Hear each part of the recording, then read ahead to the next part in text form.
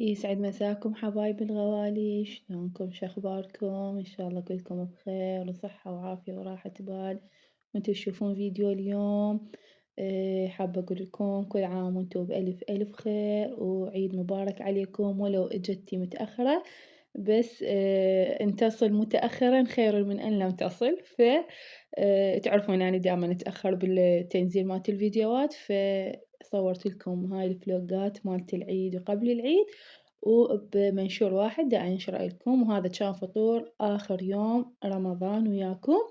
وبلشت هنا بتنظيفات العيد يا بنات، وقبل كل شي خلينا نبتدي فيديونا بذكر الصلاة على محمد وآل محمد، اللهم صل على محمد وآل محمد. طبعًا اشتاقت لكم كلش هواية، إيش قد ما تتصورون. وهنا يا حبيباتي بلشت أول شي بترتيبات الصالة للعيد. لأنه أني قبل العيد بكم يوم كنت مسوية يعني تنظيفة عميقة للاستقبال، ونظفتها الفرشة بدلتها، ويعني صورت وياكم. فهنا يا بنات بعد إيش سويت؟ بس شلت الغراض مال رمضان بذاك الفيديو شفتوه وياي، وهنا بدلت الكوشات يعني ترتيبات بسيطة على تنظيف ومسح وكنس. وبهالشكل صار منظر الاستقبال مالتنا، وصار جاهز لاستقبال العيد المبارك. هنا كملت الاستقبال وتوجهت يا بنات للغرفة مالت النوم. هنا أنا شلت الفرشة مالت الشرباية، وهم بلشت وياكم بتنظيفه. وهنا أنا مثل ما تشوفون أشيل الشغلات الوسخة وأخليها على صفحة، وأبلش أنظف. ومثل ما تشوفون هنا يا بنات هم كملت تنظيف الغرفة كلها، كنس على مسح على التبديل مالت الفرشة وعلى تلميع الغراض. وهم بهالشكل صار ترتيب الغرفة مالتنا. وطبعًا يا بنات هاي الترتيبات كلها والتنظيفات كانت بيوم العرفات. وهنا يا بنات ثاني يوم كان يوم أول يوم العيد. طبعًا أني دائمًا متعودة أجيب هاي العجينة مالت الكاهي، وأني أسويها بالبيت يعني أشويها بالفرن وتطلع هيجي تجنن. طبعًا هنا كان ريوق أول يوم العيد المبارك، إن شاء الله يا رب ينعاد علينا وعليكم بالستر والصحة والسلامة وراحة البال وتحقيق الأماني. وإن شاء الله يا رب السنة الجاية أي شي ببالكم انتم متمنيه إن شاء الله السنة الجاية تتحقق بإذن الله، وأني أكون وحدة من عندكم إن شاء الله، ويتحقق كل الأماني اللي ببالي. إن شاء الله مو صعبة يا رب العالمين. بس قولوا يا الله وآمين إن شاء الله يا رب العالمين. وهذا كان ريوق أول يوم العيد المبارك. وطبعًا إحنا هاي من عاداتنا وتقاليدنا لازم ناكل القمر العراقي والكاهي بريوق أول يوم العيد. وهذا يا بنات كان أوتفيت أول يوم العيد ورا الريوق، اللي هو دشاديش العراقية اللي إحنا نخيطها، وطبعًا أني أخيطها. هسه صاير ضجة عليه، صاير مخور يقولوا له. فالمهم بنات أني هذا خياطي، أني ألبس هيجي دشاديش يعني أخيط بالبيت. وهنا يا بنات هاي كان الأوتفيت مال البنات، الملابس اللي اشتريت لهم إياه للعيد. فستان أخذت الزوزو بس ردًا طويل وطويل يعني أخذت لها إياه، وهذا الفستان الصغير المعصومة الكابوي. وأخذت لهم أحذية وقراصات وهالسوالف. ومثل ما تشوفون طبعًا هنا أنا دا أجهزهم. هنا ثاني يوم العيد راح ناخذهم للمول طبعًا، وعلى طلبهم هم اللي رادوا. قالوا ماما أخذينا للمول إحنا نريد نروح هناك، عاجبهم يعني الألعاب اللي بالمول. فأني كيفت قلت لأن الأجواء شوية كانت ممطرة، مرة حارة مرة باردة ومرة شمس ومرة غيم. هو بهذا اليوم طلعنا، مرة قلنا نروح مرة قلنا ما نروح لأنه صار غيم، شوية مطرت النوب طلع الشمس وهكذا، فكنا حايرين. على العموم هنا شوية الجو صفا، فقلنا خلاص خلينا نطلعهم. ومثل ما تشوفون هنا كان تقريبًا الساعة 5 أو 5:30 كان يعني وصلنا للمول. وطلعناهم يعني خطية، هم يعني لازم يعني بالعيد يطلعون ويتونسون حالهم حال باقي الجهال، فيعني ما ردت أخلي بقلبهم. طبعًا الجهال ما يعرفون مثلًا إذا مطر إذا باردة إذا حارة، من يعرفون عيد خلاص بعد يعني لازم يطلعون لازم يتونسون لازم يروحون ألعاب. فماكو شي ممنوع يمهم أو ما يصير أو باردة أو مطر. فهنا أنا مثل ما قلت لكم كنا مترددين من ورا الغيم والمطر، بس شفنا الجو شوية صفا طلعناهم استغلينا الوضع. وهنا يا بنات وين رحنا؟ رحنا المول القاهرة. وطبعًا قلت لكم على طلبهم لأنه دايمًا آخذهم من هذا المول، فيعني يعجبهم الألعاب اللي بيه فدايمًا آخذهم. هنا بس شنو يا بنات ازدحام كتل جان. هي دائما بأيام العيد تصير كلش ازدحام.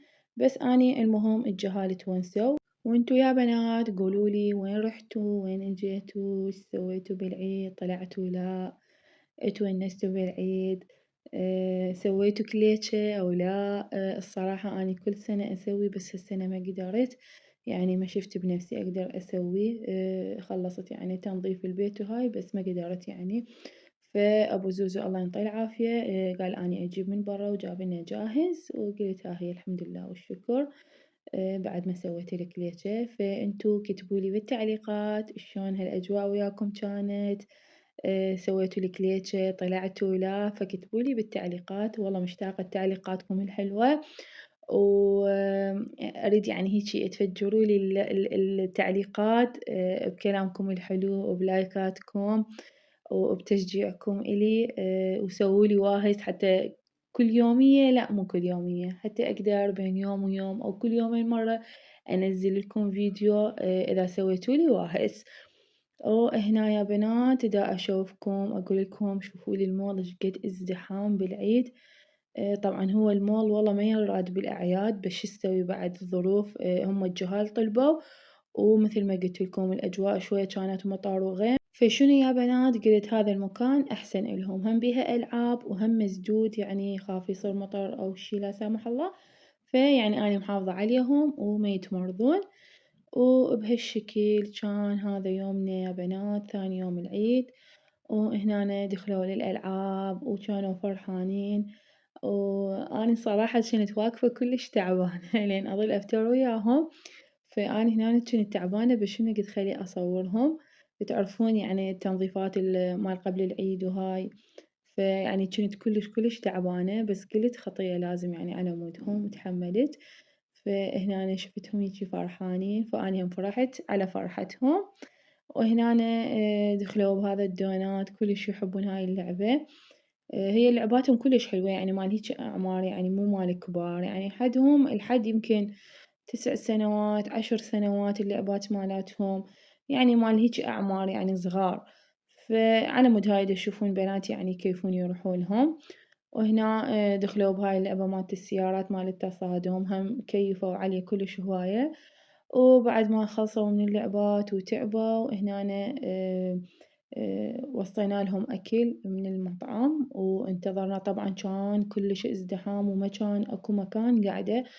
فقلت له لأبو زوزو قلت له وصلنا أكل وناخذه ويانا للبيت يعني ما ناكل هنا لأن كلش ازدحام كان يعني قوة لقينا هاي الكراسي على ما بس وصينا الأكل وطلعنا. فهنا أبو زوزو وصلنا الأكل وأخذنا العلاليق وطلعنا للبيت. وهنا يا بنات واقفين المصعد وقلت لكم من قد ما كان ازدحام تقريبا ربع ساعة لا 10 دقايق احنا وقفنا على ما اجى السرة للمصعد إلنا. ويا بنات لا أقول لكم ولا تقولوا لي احنا كنا واقفين بالنص المصعد هو يصعد بها كومة ناس هو نازل بها كومة ناس تقريبا قلت لكم 10 دقايق يلا صار سرانا قدرنا ننزل. هنا يا بنات كملنا وطلعنا ولزمنا تاكسي ورجعنا للبيت. وهنا ثالث يوم العيد حبيباتي تحضرت أني وأمي وأختي ورحنا البيت أختي الكبيرة. هم رحنا نعايدهم وهم بنت أختي جايبة يمهم. فقلنا عصفورين بحجر واحد هم نعايدهم وهم نشوف بنت أختي هناك. وهنا أنا ما قصرت أختي كان هذا الغدا وسويت لنا شاي ورا. وطبعا إحنا دا نتغدى أخوي الكبير خابرنا خابر أمي كان يقول لها رجعوا بيت عمي اجوا لبيتنا ورجعنا للبيت وهذا كان السفرة مالتنا مالت العشاء الحمد لله والشكر وربي يديم اللمة الحلوة بيناتنا. وهنا يا بنات رجعت للبيت وهنا خلص العيد بعد خلاص. وبلشنا ننظف ونطبخ ورجعت ريمة لعادتها القديمة ورجعنا للطبخ والروتينات. وهنا يا بنات الصبح طبعا بلشت حسيت الطباخ وسخ فبلشت جلفته ونظفته ولازم يعني انتو تعرفون مزوزو يعني ما تعطي مجال للطباخ انه يتوسخ. فقبل لا أبلش بطبخ الغداء لازم الطباخ يكون يلمع حتى شنو حتى يصير لي واهس للتنظيف الصراحة أنا أحكي. فهنا جيت مسوية الريوق، فتعرفون يعني الزيت اتطفّر مالت البيض والهاي، فلازم أجلفه أنظفه بهالشكل. والله يا بنات شو أقول لكم، الطباخ مالتي ما شاء الله عليه يعني صار له 15 سنة صار عندي إياه، والنار مالته يجنن يعني الحديد مالته يخبل، يعني من أجلفه يصير يلمع لمع. بس شنو هسه يعني كلش ضايجة لأن العيون مالتهم تعبوا، صار يزنجر وعبالك يمولح يعني يصير أبيض العيون مالته. فبس هذا الشي الزاعجني بالطباخ اللي هو يخبل، والله يعني تعرفون الشغلات القديمة دائمًا تصير أصلية. فهذا الطباخ ورا زواجي بسنة تقريبًا سويته، إي تقريبًا ورا سنة من زواجي اشتريته، فأنا صار لي 15 سنة متزوجة وهو صار له 14 سنة عندي إياه. فتشوفونه يعني كل ما أجلفه والله يصير يلمع لمع لأن دائمًا إيدي بيه يا بنات. بس شوية هاي شو اسمه العيون مالته هذا السود شلون اللي يتشولحن يعني لأنه صارن كلش قديمات ودائمًا يعني ينغسلن وهاي. فبس هذا الشي يعني اللي مضوجني بيه، اللي هو يعني كلش طباخ زين. وهنا يا بنات مثل ما تشوفون أول ما نظفته وكملته صار يلمع لمع. وهنا بلشت حبيباتي أغسل بمواعين الريوق، وطبعًا هاي المجلافة مو يقولوا له مجلافة أو إسفنجة ما أعرف شو تقولوا له. بنات هاي أختي دا تشتغله فترة إجا من عنده قاموا يجيبونه من الشمال من عنده، فأني هسه أختي يعني دا تشتغله بإيدها فأخذت من عندها كم قطعة يجنن بنات فد حلو يغسل مواعين.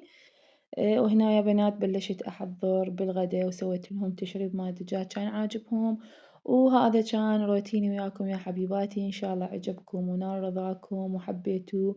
وإذا حبيتوه لا تنسون تخلوا لي لايكات وكومنتات حلوة وتشجعوني بيها، ولا تنسون يا حبيباتي أني أحبكم كلش كلش هواية، وربي يحفظكم ومع ألف ألف سلامة.